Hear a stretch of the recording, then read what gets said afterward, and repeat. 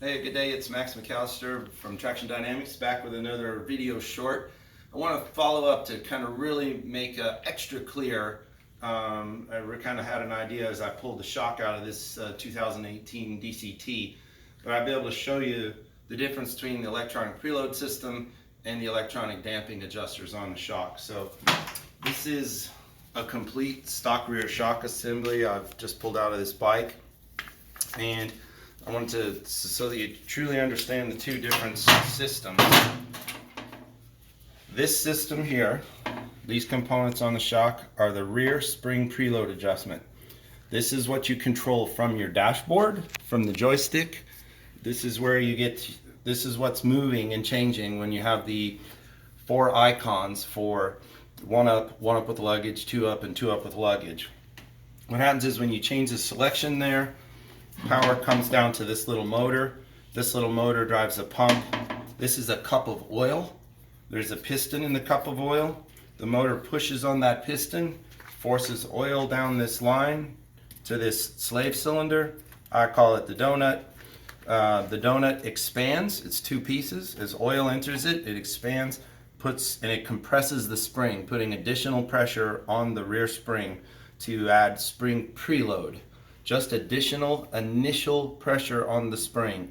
It doesn't change the rate of the spring or make the spring stronger. It just adds initial pressure to the spring. So you may even sense the bike sit up a little bit more highly, but it is not a ride height adjuster. That's always been some sort of confusion. All it's doing is adding spring preload. Dynamically, it may change the way that the bike sets, but it is only adding spring preload. Okay, that's that system, and that is even when we put our aftermarket shocks on it, we reuse this complete system.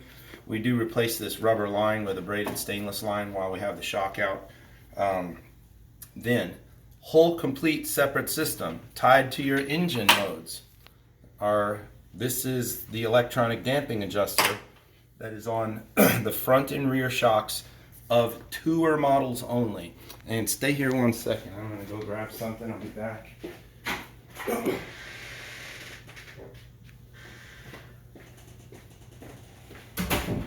This is just, let's call it a typical motorcycle shock. If you were going to change damping adjustment on this motorcycle shock, you would come with a screwdriver, turn this adjuster in or out. That's rebound damping adjustment. Some shocks have compression damping adjustment. Goldwings, the adjuster is really a rebound adjuster only, rebound damping adjuster only.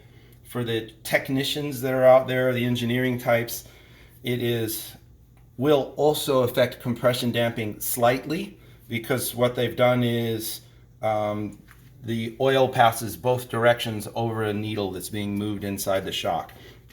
So if you look at this shock, when you turn the adjuster in, screw goes in and it pushes on a rod that moves a needle inside the shock. All Honda's done with this is the exact same thing, but they put a $1,000 electric motor on it to move this, and so that you don't have to bend down with a screwdriver and turn the screw a couple of clicks to change the damping adjustment on the bike. So this is an extremely elaborate way of basically turning that screw. The same that thing is accomplished. So, damping system tied to engine modes. When you select Econ, Rain, Tour, or Sport, the ECU sends a signal to this motor to push on that adjuster. Does nothing to the spring, changes no preload on a spring ever. And in fact, to be clear, none of these Goldwings have any spring preload change at all on any model Goldwing for the front of the bike. Tour models only have this adjuster that you're used to for the rear. If you had a Goldwing before, this would be your 0 to 25 adjuster that used to be at your knee. And if you have a standard model, you'll have a knob. The only difference with the knob and this electric motor is this is the knob. So when you grab your knob on your standard model Goldwing or your FB6 and turn the knob, you're turning a knob which is pushing on the piston, doing exactly the same thing. It just doesn't cost $1,000. So this is another thing. I think this whole gizmo is like $2,500. This shock. if you had to buy that assembly from Honda. I think we looked at it once. So 2 completely separate standalone systems. Spring preload in the back, electronic damping adjustment, tour models only. So, and if you buy aftermarket shocks, you'll be decoupling. This system will not be tied into the engine mode anymore. The rear spring preload adjuster will work just as normal, 1 up, 2 up, and everything. It'll just have a different feeling for each of those settings. All right, so hopefully that makes it super duper extra clear. Thanks a lot.